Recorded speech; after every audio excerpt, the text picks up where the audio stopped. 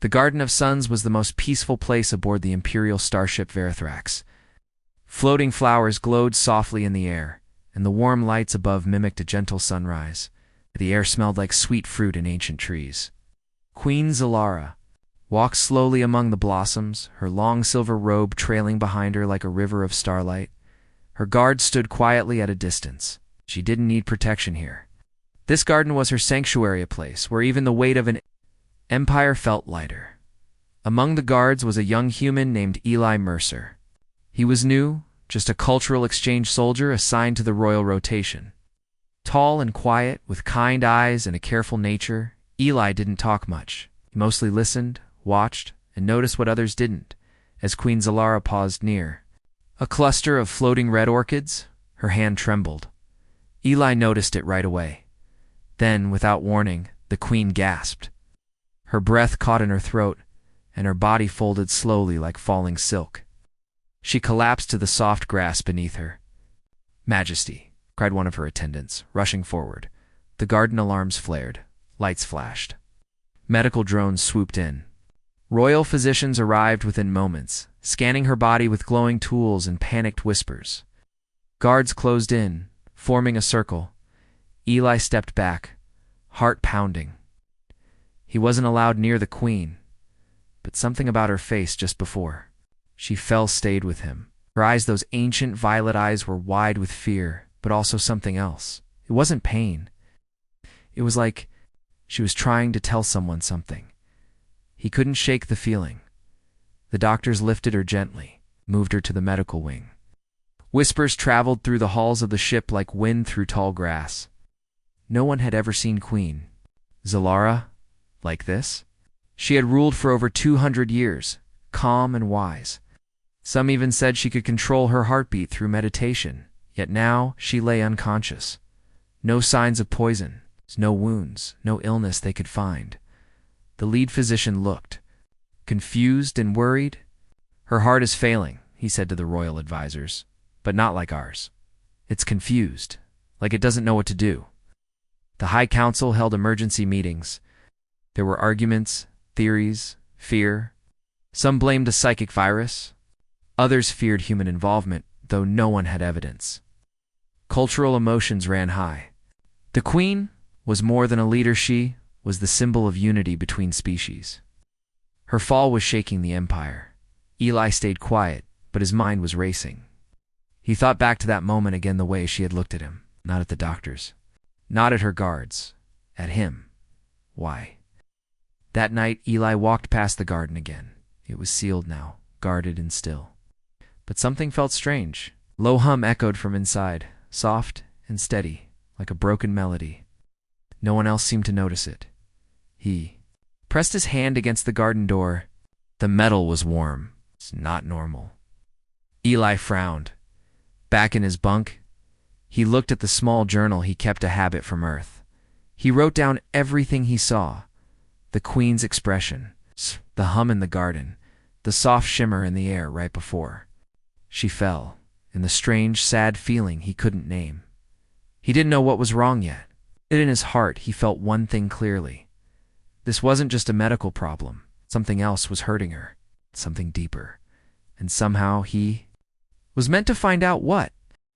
Queen Zalara remained unconscious for days. In the royal medical chamber, the best alien doctors worked non-stop. They checked her body, scanned her mind, and even called ancient healers from deep space colonies. But no one could understand why. Her heart was shutting down. "There is no poison," one doctor said.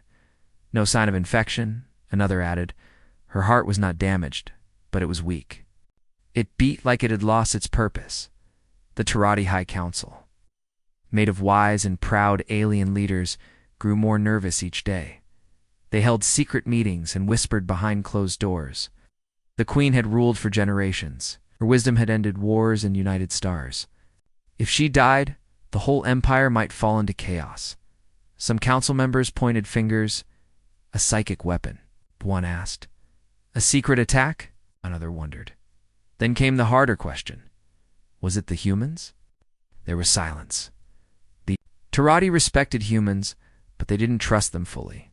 Humans were emotional, unpredictable, quick to act with heart, not logic. And now, a human guard had been present when the queen collapsed. Eli Mercer. Eli stood outside the queen's chamber now, quiet and calm. He was told to stay away from the main investigation. Still, he watched carefully. He saw how the doctors looked tired and confused. He noticed how the queen's closest advisors avoided her room, as if afraid. He knew something wasn't right. One evening, Eli sat alone in the guard's break room. He pulled out his journal and flipped through his notes again. He wrote one simple sentence at the top of the page. What was she feeling before she fell? No one had asked that yet. Not the doctors, not the council, not even the advisors. Aliens didn't speak about feelings much. Emotions were considered weak in their culture. Pain, grief, fear. These were things to be hidden, not healed. But humans were different. Eli remembered the queen's eyes just before she collapsed. There was no pain. There was sorrow. Deep, powerful sorrow. The kind that humans knew all too well. He decided to take a chance. Late that night, Eli made a quiet visit. To the queen's private quarters, he had access barely. The guards on duty gave him strange looks, but no one stopped him. He walked through the silent hallway, past statues and glowing walls, until he reached her personal chamber. Inside, the room was quiet and dim. The air smelled like old paper and sweet smoke. This was not a room of power. It was a room of memory. Eli looked around slowly.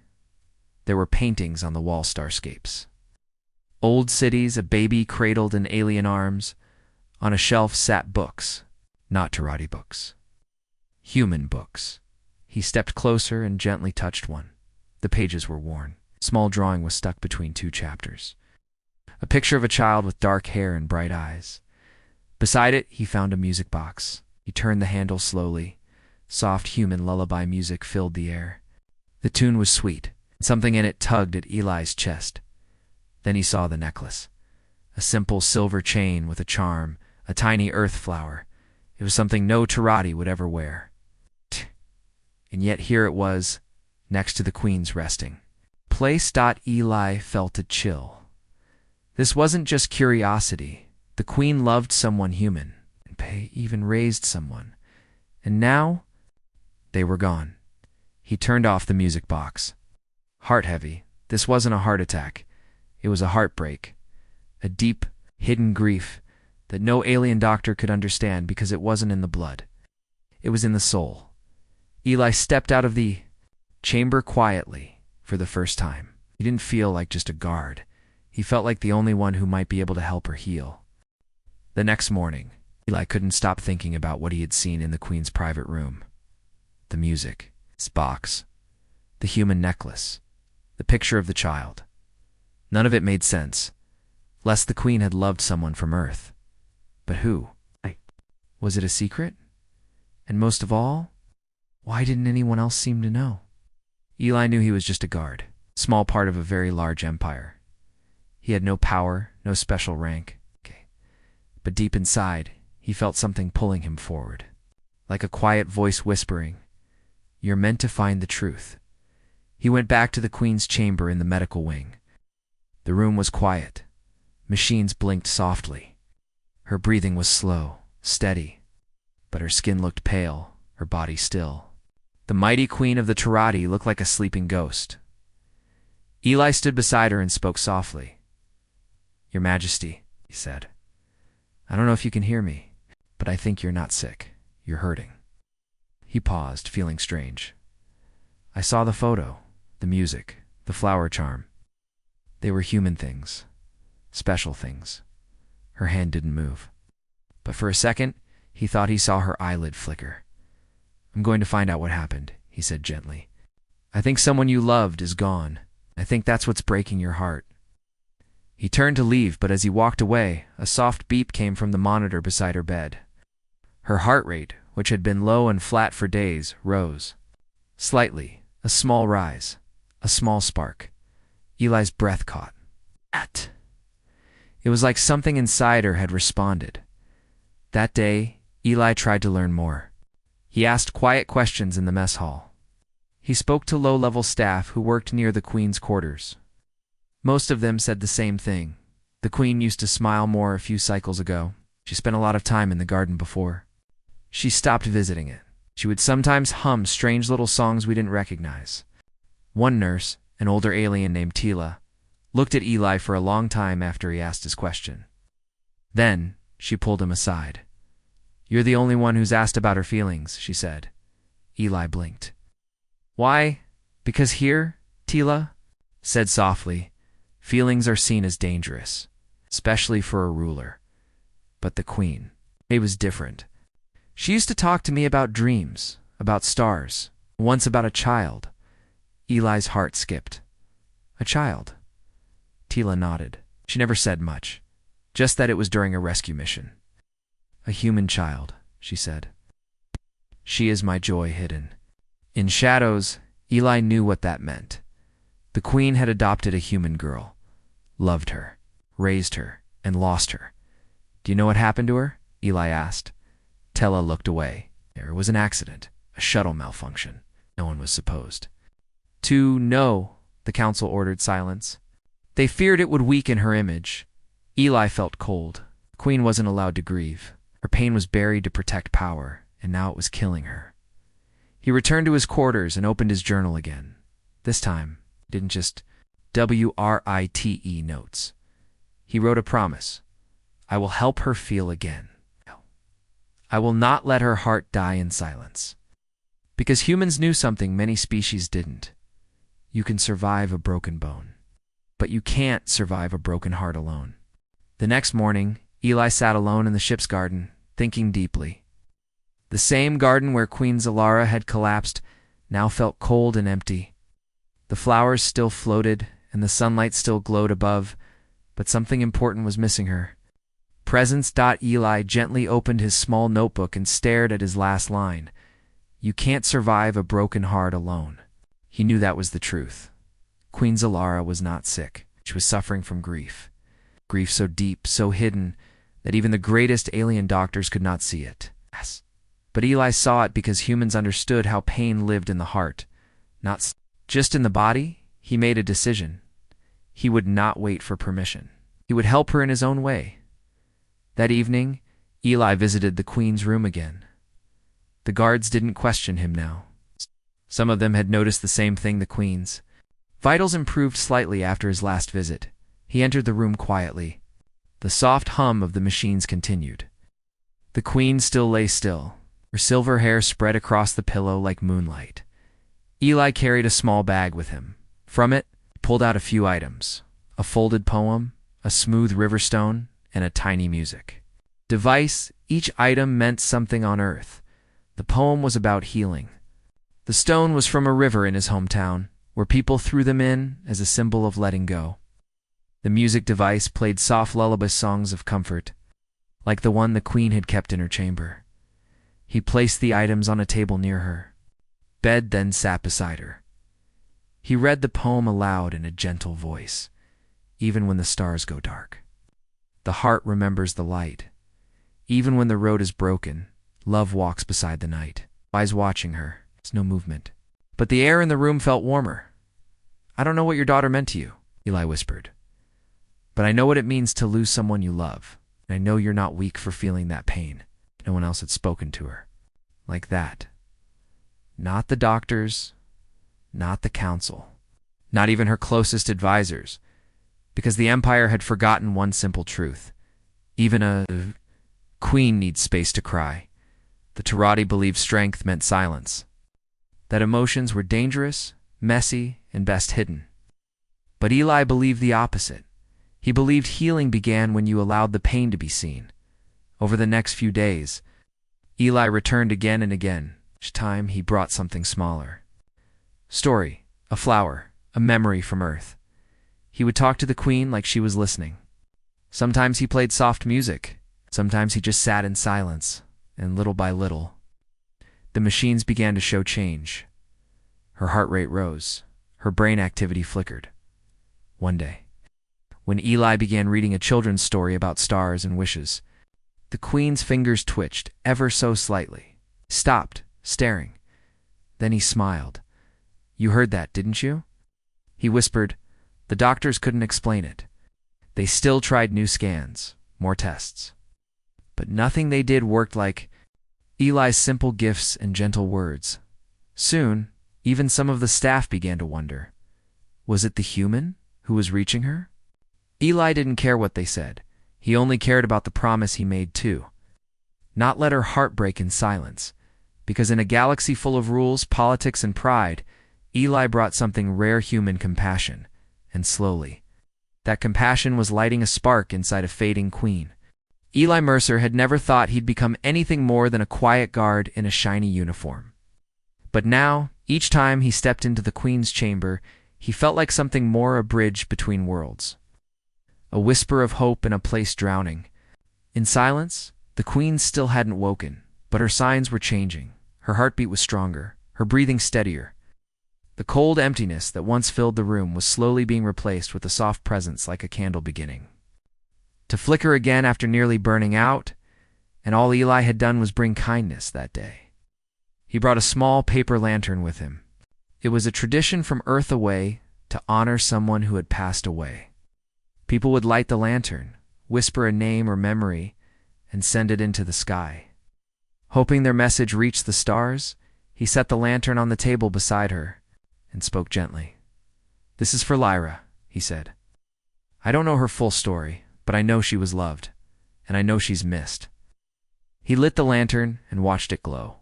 The soft golden light filled the room that night. Something changed. The queen stirred. Not much, just a small sound in her throat. But it was the first sound she had made in nearly 2 weeks. Eli's heart leaped. He leaned closer. "It's okay," he said softly. "You're safe." Over the next few days, Eli made it his mission to help her heal, not with medicine, but with meaning. He kept bringing small pieces of earth into her room. A scarf knitted by his mother, a short video of children playing in a park, a recording of ocean waves. Each thing he shared was gentle, warm, and filled with life. The queen didn't wake yet, but her body responded. Brainwaves became stronger. Her fingers twitched again. Her lips moved slightly as if trying to say something. In her dreams, others began to notice. Nurse Tila smiled quietly whenever Eli entered the room. "You're doing more than all the doctors," she whispered once. Even some of the royal guards who had once kept their distance now nodded at him with respect. But not everyone was pleased. The Tirati High Council grew suspicious. Like a human having so much quiet influence. They believed Eli's behavior was strange and official, undisciplined. "He's interfering," one council member snapped. Human foolishness. But when they tried to remove Eli from his post, Queen Zalara's heart rate dropped. Her breathing weakened again, so they let him stay. They didn't understand it, but something about this human's voice, his presence, his empathy, it mattered. Eli never stopped. He started writing letters to the queen, even though she couldn't read them yet. He left them beside her bed, filled with simple things, memories from Earth, thoughts about kindness, and dreams about peace. One letter said, "If you ever feel alone, remember this. Even in the coldest galaxy, someone still cares. And I will. Stay until you find your light again." He didn't know if she would ever wake fully, but he believed she could feel something deep inside where language didn't reach, because grief had a sound, and so did love. And Eli's presence spoke both. He was no longer just a guard. He was her silent companion, the first soul in the Empire who told her, without fear, that pain didn't make her weak. It made her real. And in that realness, there was still a chance to return. Eli stood once again in the Garden of Suns. It had been cleaned and reopened, but no one walked its paths anymore. Since Queen Zalara's collapse, the beauty of the garden had faded into silence. Even the glowing flowers seemed dimmer, as if they, too, were mourning. Eli looked around and took a deep breath. He held a small device in his hand, the same one he had found in her private chamber. It played the soft lullaby, the one the queen had once used to soothe her human daughter. Lyra, he had a plan. A quiet one, not part of any order or mission. Just something he believed in his heart was right. He placed the device on a smooth stone in the middle of the garden. Then he set down a few memory items, a small photo of a mother and daughter from Earth, a glowing crystal shaped like a heart, and a single candle. He pressed play. The lullaby began to echo gently through the garden. The notes were soft and slow, like a hug in the form of music. Each note floated through the air like a feather, touching the leaves, the grass, and the sky above. Eli stood still, closing his eyes, and far away in the medical chamber, as the Queen's eyes slowly opened. It was only a sliver at first. A blink, a tiny flash of light returning to the world. Her lips moved. The machines around her beeped louder. "Nurse." Tila gasped and rushed to her side. "Your Majesty, can you hear me?" The Queen whispered one word. "Lyra." Tears welled in Tila's eyes. She touched the Queen's hand. "You're safe," she said gently. "He's been here every day." You mean? Eli, the Queen, turned. Her head slightly, her gaze soft, but filled with sorrow. "He brought light to your darkness," Tila whispered. Guards ran to inform the council. Doctors rushed in. But before anyone could speak too much, a new message came through the ships. "Come, system, come to the Garden of Suns. Bring no weapons. Bring no noise. Just hearts," as the Queen, still weak, asked to be taken there. Despite the council's concern, no one could refuse her. Not now. 2 hours later, the garden was quiet again. This time, not from sorrow, but from waiting. From hope, Eli stood by the music device as the lullaby played again. Then, doors opened. 2 guards gently wheeled in a floating medical chair. Queen Zalara sat upright, covered in soft robes, her face pale but her eyes bright with tears. She looked around. The garden, seeing the things Eli had placed. The candles still burned. The photo glowed softly. The music wrapped around her like a memory. She raised her hand slowly. "I remember," she whispered. "I remember Lyra's laugh, her joy, her songs." Eli stepped forward, quiet and respectful. He knelt before her. "I'm sorry for your loss," he said. "I'm sorry your pain was hidden. You didn't deserve to carry it alone." She looked at him for a long moment. Then, to the shock of everyone around, the Queen cried, not with loud sobs, but with soft, gentle tears that ran down her cheeks like falling stars. The first royal tears ever seen in public. Eli didn't move. He simply stood by her side, silent and steady. The Queen reached out and held his hand in that moment. Something in the air changed. The flowers glowed brighter. The garden shimmered again, because healing had begun, not through medicine, not through power, but through something older and deeper, compassion.